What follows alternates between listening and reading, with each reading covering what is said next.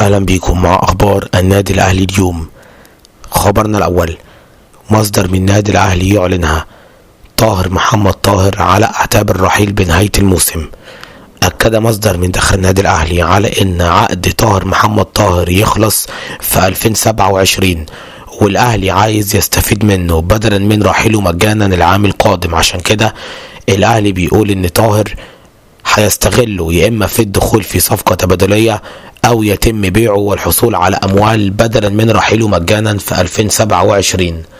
خبرنا التاني: عمرو الدرديري يقارن ما بين رحيل زيزو عن الزمالك وديانج على الأهلي.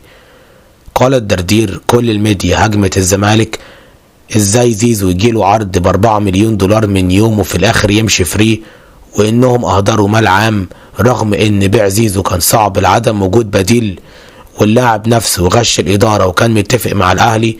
نفس الميديا في صمت تام وسكوت مريب كالعادة لما الأهلي جاله 6 مليون يورو من بشكتاش التركي لضم ديانج، ولكن الأهلي رفض رغم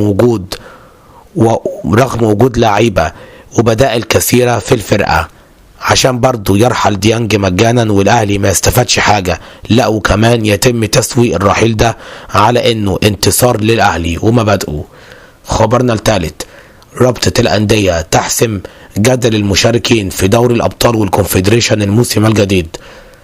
كتب أحمد شوبير على حسابه الرسمي: نفى مصدر مسؤول باتحاد الكورة ورابطة الأندية كل ما تردد بشأن تغيير نظام المشاركة في البطولات الأفريقية الموسم القادم. سيظل النظام كما هو بمشاركة بطل الكاس ومعه رابع الدوري العام بالكونفدريشن وأول وتاني الدوري العام بدوري الأبطال. خبرنا الرابع: مدير رياضي أجنبي قد يتواجد في الأهلي الموسم الجديد.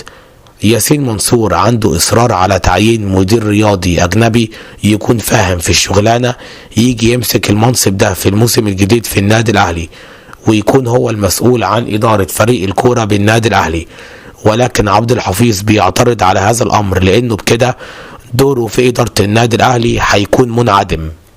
خبرنا الخامس: مصدر من الأهلي يعلنها كاس العالم هو اللي يحدد وجهة إبراهيم عادل يا إما هيكمل في أوروبا أو هيجي النادي الأهلي. عشان كده اللي هيحدد كده كاس العالم هو اللي هيعرفنا هل إبراهيم عادل هيحترف في أوروبا ويكمل فيها ولا إبراهيم عادل يجي على النادي الأهلي.